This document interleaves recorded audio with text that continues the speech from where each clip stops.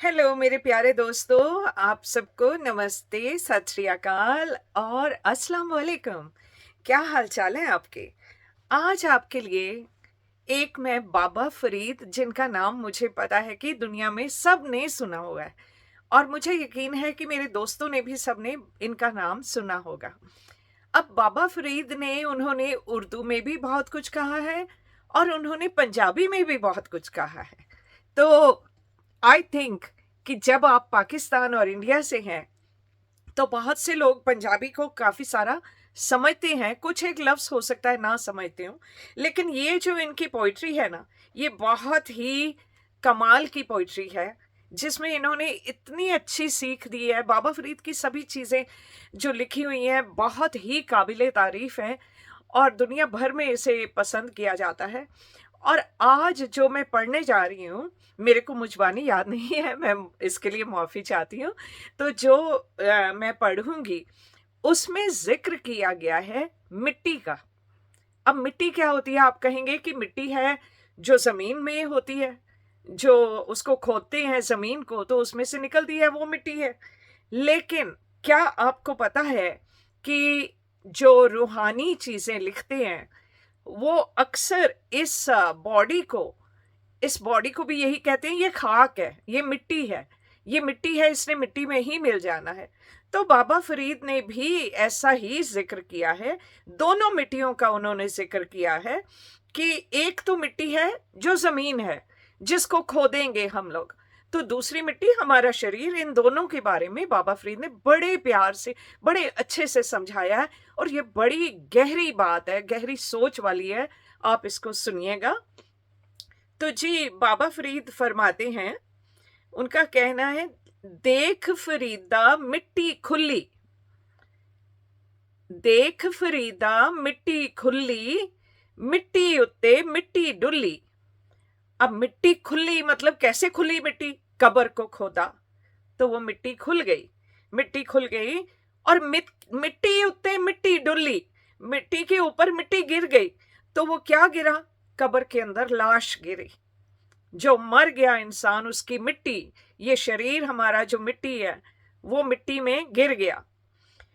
तो देख फरीदा मिट्टी खुली, मिट्टी उत्ते मिट्टी डुली, मिट्टी हंसे मिट्टी रोवे। इंसान जो है वो मिट्टी का है, वो हंस भी रहा है, रो भी रहा है। अंत मिट्टी दा मिट्टी होवे। चाहे वो इंसान सारी उम्र किसी पे हंस रहा है, वैसे इंजॉय कर रहा है लाइफ को या कुछ भी है, लेकिन आखिर तो उसने मिट्टी ही हो जाना है। तो उसका जिस्म जो है वो सब कुछ मिट्टी ही रह जाना है। अंत मिट्टी दा मिट्टी होवे मतलब आखिर उस मिट्टी ने मिट्टी में ही मिल जाना है, मिट्टी ही हो जाना है।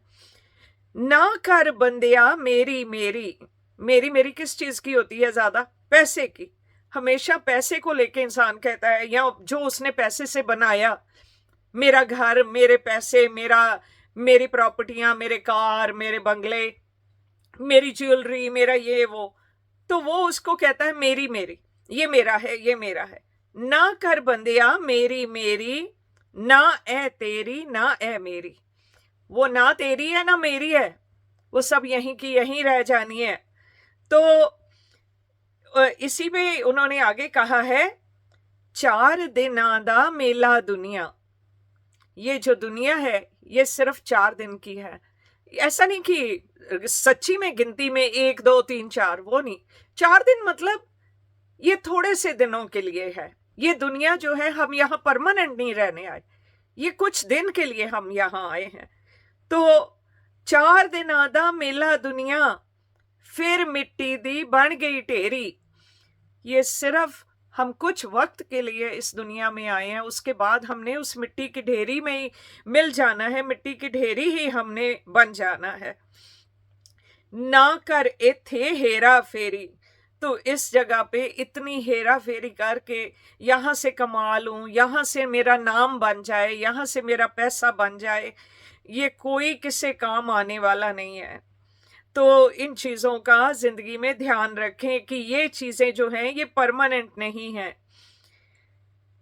मिट्टी नाल न धोखा कर तू, मिट्टी नाल ना धोखा कर तू मतलब अपने आप से तू धोखा ना कर। ये किस बात का तू धोखा कर रहा है अपने आप से? तू भी मिट्टी, मैं भी मिट्टी, मतलब एक दूसरे के साथ भी धोखा करना। मिट्टी नाल ना धोखा कर तू आप मिट्टी है, तेरे सामने जो खड़ा है वो भी मिट्टी है, ते मिट्टी नाल ना धोखा कर तू। ना ए तेरी ना ए मेरी, हमने खाली हाथ जाना है, ना ये तेरा है ना ये मेरा है, हमने सब ने यहां छोड़ जाना है। 4 दिनां दा मेला दुनिया, फिर मिट्टी दी बन गई ढेरी। कुछ वक्त के लिए हम लोग आए हैं, उसके बाद तो हमने खत्म हो जाना है, ढेरी हो जाना है मिट्टी का। ना कर इथे हेरा फेरी, इस करके ये इतनी हेरा फेरियां कर करके जो तू कमा रहा है, चाहे वो पैसा कमाने की कोशिश कर रहा है, चाहे तू नाम कमाने की कोशिश कर रहा है, वो सब हेरा फेरी में ही गिना जाता है। उसको इतना ना कर। मिट्टी नाल ना धोखा कर तू भी मिट्टी मैं भी मिट्टी।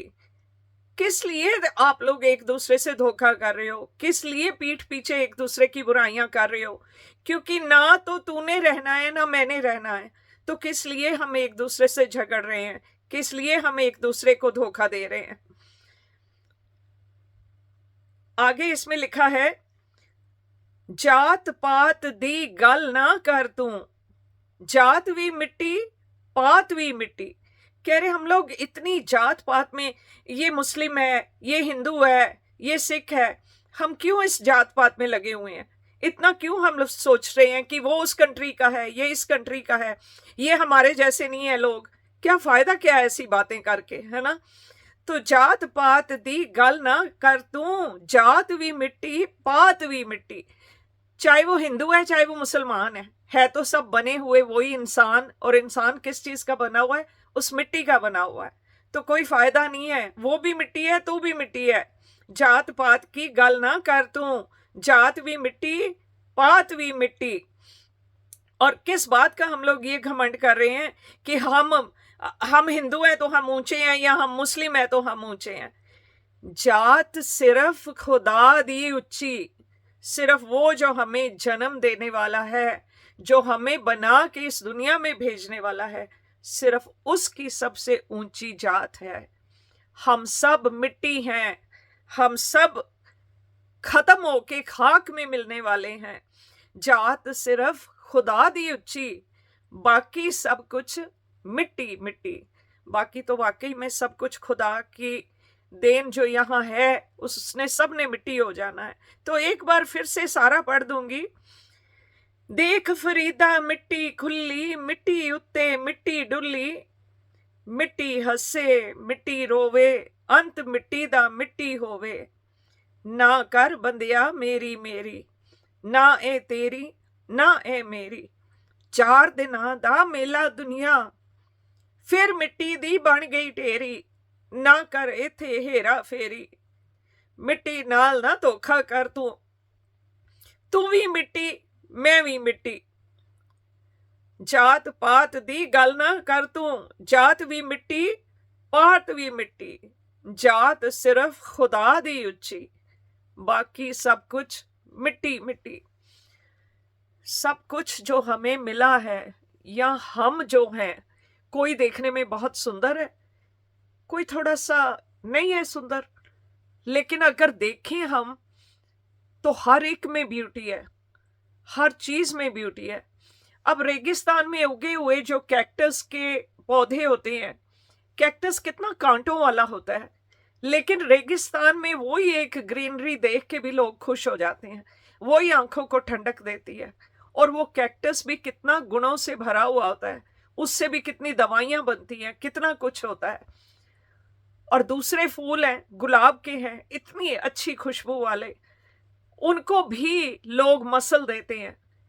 तो कोई भी चीज एक से बढ़ के नहीं है, सिर्फ अगर सबसे अच्छी जात है तो खुदा की जात। खुदा के कहे हुए चीजों पे अमल करें, उस पे चलें। और उसने क्या कहा है, दुनिया में किसी चीज का भी गरूर ना करो, किसी चीज का घमंड ना करो कि मैं ये हूं मैं वो हूं। वो तो बिल्कुल बेकार लोग हैं, उनके पास क्या है, क्या करेंगे वो लोग? मेरे सामने वो टिक नहीं पाएंगे। ये सब कहना बेकार है। किसी के छोटे छोटे बच्चे इस दुनिया से चले जाते हैं, किसी के जवान बच्चे चले जाते हैं, और जब बूढ़े माँ बाप भी चले जाते हैं तब भी उतना ही दुख होता है जितना एक जवान की मौत का होता है। तो आप किस चीज का गुरूर कर रहे हो? मेरे दुश्मनों, मेरे दोस्तों, दुश्मन भी अच्छे हैं, क्योंकि वो जब बुराई करते हैं तो वो हमें अपने अंदर झांकने का मौका देते हैं कि क्या ये जो कह रहे हैं मेरे में सच में वो बुराइयां हैं। तो दुश्मन तो दोस्तों से भी अजीज होने चाहिए, क्योंकि दोस्त तो बुराई पे पर्दा डाल देते हैं, तो हमें उस बुराई का पता नहीं चलता कि हमारे अंदर कोई बुराई है या नहीं है, क्योंकि दोस्त चाहते हैं हमारी कमी, हमारी बुराई किसी को पता ना चले। तो वो प्यार से सब कुछ ढक के हमें बड़ा अच्छा दूसरे के आगे पेश करते हैं। लेकिन जो दुश्मन होता है ना, असल में दुश्मन ही काम आता है, क्योंकि दुश्मन आपको तराश तराश के आपको ऐसा हीरा बना देता है कि आपके अंदर अगर कोई बुराइयां हैं भी तो वो खत्म हो जाती हैं। तो ऐसे दुश्मनों को सलाम, जो रोजाना कभी कहीं बैठ के कभी कहीं बैठ के मेरी बुराइयां करते हैं। मैं उनका बहुत शुक्रिया अदा करती हूँ, क्योंकि वो मुझे अंदर मेरे झांकने की तौफीक देते हैं, मुझे समझने के लिए खुद को मौका देते हैं। लेकिन वो ये नहीं जानते कि अगर सिर्फ जेलस हो के वो मेरी बुराइयां कर रहे हैं तो उसका उनको कितनी बड़ी कीमत उनको देनी पड़ जाएगी, कितनी बड़ी कीमत चुकानी पड़ जाएगी, क्योंकि मैं तो उनको जवाब नहीं दे रही हूँ। देखें, अगर आप किसी गली से गुजर रहे हैं और वहां कुत्ते कुछ भौंकने लग जाते हैं तो आप तो उनके साथ भौ भौ नहीं करना शुरू हो जाते ना। आप तो चुपचाप निकल जाते हो और कुत्ते वहीं थोड़ी देर भौंक के चुप कर जाते हैं।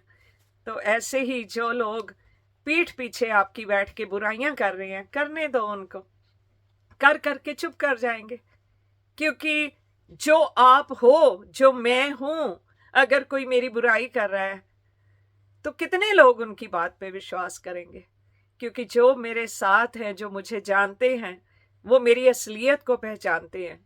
और जो वो मेरे दोस्त हैं ना, वो बेशक दुनिया के सामने नहीं कहेंगे कि मेरे में क्या बुराई है, लेकिन मुझे समझाएंगे प्यार से कि देखो ये ना करो, ये अच्छा नहीं लग रहा है, ऐसा करने से लोग तुम्हारी बात कर सकते हैं। तो आखिर में बेशक मैंने कहा कि दुश्मन अजीज हैं, लेकिन दोस्तों की तो बात ही कुछ और है। और ऐसे दोस्त मेरे पास बहुत हैं जो हर वक्त मेरे साथ हैं, और मैं अगर नहीं भी कोई बात सुनती हूँ, वो दोस्त मेरे लिए खड़े होके मेरे लिए लड़ते हैं, मेरे लिए बात करते हैं। तो मैं हर वक्त ऐसे दोस्तों के लिए खड़ी हूँ। मेरे से जो बन पाएगा मैं उनके लिए करूँगी। इससे मेरे दुश्मन जलते हैं तो जलते रहे, मुझे उनको जवाब नहीं देना। मुझे भी सितारा की तरह अपने वाहिगुरु को जवाब देना है, अपने भगवान को मुझे जवाब देना है। मुझे इन दुनिया वालों को जवाब नहीं देना। ये करते रहे जो करते हैं, क्योंकि अगर देखें कि मेरे साथ कितने इस वक्त खड़े हैं और उन दुश्मनों के साथ कितने खड़े हैं, सिर्फ वही 2-4 आपस में ही बोल बोल के, एक दूसरे की बुराइयां कर करके उनको रात को नींद कैसे आ जाती है? क्या उनका ज़मीर कभी उनको नहीं कहता कि ये तुमने आज क्या किया? क्या वो सच में ऐसा इंसान है जिसके लिए तुम ऐसा कह रहे हो? पर चलो, मेरी दुआ है कि उनका खुदा उनको तौफीक दे, वो खुद अपने बिहेवियर को समझे और वो खुद अच्छे से रहना सीखें। इसी के साथ आपसे इजाज़त चाहूँगी। फिर मिलेंगे नेक्स्ट व्लॉग में। तब तक के लिए अपना ख्याल रखिएगा। अल्लाह हाफ़िज़, नमस्ते, सत श्री अकाल।